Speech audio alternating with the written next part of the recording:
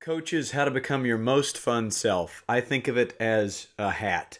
You're wearing this hat where you go to work and you're a parent and you're trying to feed your family. But when you get to the field, whether it's the baseball field or the basketball court or the soccer field, you're going to you're going to take your hat off and you're going to put on the fun hat. And you are now Mr. Fun Person. And I want to give you some tips on how to become that type of person because you don't want to be disingenuous and try to mimic Jim Carrey or do something that's not true to yourself. Kids sniff that out right away. But I have a few tips here to kind of get you going, things I've learned to become the most fun uh, person I can be around kids because kids love fun and kids love when adults are acting like kids. That's when they smile the most and that's when they're engaged the most. You want them to win, you want them to get better at the skill you're teaching, well, then you need them to have the most fun possible. So, number one is nicknames. That's how I get things rolling with Mr. Fun Self is by asking them their real name and then what they love to do and what they love to eat. And based on that, you come up with nicknames for all the players. And you also want to do that with all the coaches. All the adults need to have nicknames as well because then they go from the car to the field and they feel like they're this different type of person. It's like a superhero, otherworldly figure that they become when they step onto that field. And same with you as the coach. You become this different person than you normally are. And instead of being John Smith, you are Mr. Sunflower Seed King or Blue Jean Bob or whatever you want to call yourself. But it sticks. These nicknames stick. And it just gives all the kids this feeling that, oh, yeah, the baseball field's different. The soccer field's different. I get to have a different persona. Number two, stretches. You got to stretch. In whatever sport you're coaching, you got to do some stretching, and I try to make it as fun as possible. So the first stretch I do is arms high, smell your armpits. And, if you're a 35, 40, 50-year-old adult smelling your armpits, saying that your armpits smell like cat food or macaroni and cheese, you're going to get some laughs. And you're always looking for the smile. All right, because when the kid is smiling, they're engaged and they're learning the most. Touch your toes, don't pick your nose. Smell your left knee. What does your left knee smell like? Mine smells like a peanut butter and jelly sandwich. And then you get all of them telling you what their knee smells like. And without them realizing it, they're getting a great stretch in. They might not stretch as hard if they weren't trying to smell their knee. So make the stretches fun. That's two. Number three, baseball cards. I've got my favorite player growing up, Andre Dawson. Put 50 of these in your pocket before practice. If you're coaching basketball, football, soccer, whatever. But this is bribery. This is bait. This is going to get them to hustle faster and cheer louder and be down and ready and pay attention more. Baseball cards are great. I just did a conference with a coaching staff in Cranbrook, Canada, Cranbrook Little League, and I was happy to hear that Monday, after our Sunday clinic, all the coaches had a big wad of baseball cards in their pockets for the next practice. And you become the fun coach. You become a more fun version of yourself because you've put this fun hat on and you got these cards in your pocket. And the kids, it doesn't matter who you give them. It really doesn't. They look at the back of the card and it could be a 1988 Donruss Carney Lansford, and they're still going to be like, oh man, Dad, look what I got. Mom, look what I got. They take this thing home and then their parents or their grandparents dust off those shoe boxes full of cards and they have a better relationship with their parent or grandparent, all because you threw some Andre Dawsons their way. Number four, staring contests. Simple as that.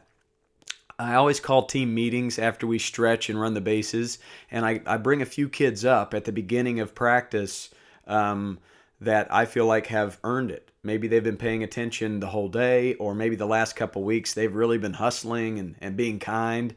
I'll bring them up, and they'll just do a staring contest. I do the same thing with bang bang plays. Any close plays on the field, they just stare at each other. And what you'll notice is the center fielder and the right fielder will come in to first base and watch these two kids having a staring contest, and they become the umpire. Kids are moving, kids are active, they're engaged, they're smiling. You're always looking for the smile. Furthermore, the coaches should do staring contests because the kids don't smile nearly as much when kids do it as when parents do it. That's the biggest smile I see is when a parent, a coach, when Coach Dirtbag or Coach Titan or Coach Big Bird is doing a staring contest. Oh, the kids just soak it up, and you become the fun coach with the fun hat doing the fun stuff. Number 5, attaboy challenge. Attagirl challenge. It's very simple. They just scream attaboy or attagirl back and forth. You allow them to do that because they've made good choices. It's a reward. And the coaches should do this too. And again, you're not going to be disingenuous or get outside yourself, but it is important to get outside your comfort zone a little bit. And by throwing on a fun hat, doing some fun stretches, handing out baseball cards, doing staring contests, doing attaboy challenges with other assistant coaches, might be getting outside your comfort zone a little bit. That's a good thing because they're going to smile. They're going to love it. They can't wait for the next practice. You might have kids that don't love the sport. They don't love soccer or baseball or basketball or football or volleyball, but they love watching their 50-year-old coach scream at another 50-year-old coach. So they'll come back for that, just for the entertainment. Number 6, the drum. I throw a drum in the on-deck circle, and kids love it. Kids love it. They get that vibe of life, and they cheer for their batter that's up to bat because they've got that going on. I sit on a cajon drum while I'm throwing batting practice or while I'm pitching in my sandlot game and when I'm running base running, when they're running around the bases, and I beat on that cajon drum. Had a parent come up to me last week and say her son didn't like baseball at all, was never attracted to the sport, but he loves music. And he kept coming back to my sandlot because of the music aspect of it. So you have to look at it like you're not just teaching baseball, and you're not just teaching kids that love baseball. You're trying to meet every kid on their own playing field. Some kids love poetry, some kids love art, some kids love dirt, some kids love grass, some kids love music. And, just trying to find your most fun self will meet all of those kids on their playing field. And then 7, my last one, this is Mustache Week at the Sandlot. So get you some eye black. You can obviously throw it there, but I'm rocking the mustache here with the eye black. Coaches are doing it and the players, right? How cool is it to see a 4-year-old with a nice Raleigh Fingers mustache or a little Tom Selleck action going, maybe a Rod Beck down here. But mix that in. Right? Just as simple as drawing a mustache on your face. That's how you can find your most fun self. Again, don't be disingenuous with it. You want to be true to yourself because kids sniff that out quickly. But I want to end with you and your son or daughter. And you're obviously volunteering or coaching probably because they're on the team. But just imagine how your relationship could grow if they just see a new version of you. Like they see, instead of, and I'm using my buddy Dan Werner, instead of Dan Werner, his son is now seeing Coach Dirtbag or Coach Fun Dude.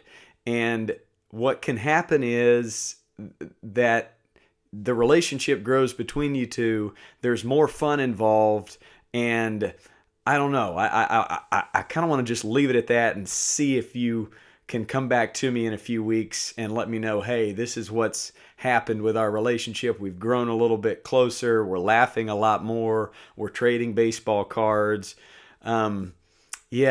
I think there's something deep to this aspect of trying to find the most fun version of yourself. I'm taking notes from myself and trying to do it with my daughters to just try and listen to them and relate with them and get on their playing field. Because Roy Hobbs once said, to be a major leaguer, you got to have a lot of little kid in you. So I think to be a good youth coach, you got to have a whole bunch of little kid in you. And I think to be a great parent, you also have to have a lot of little kid in you. So that's it. Fun hat. Bye-bye.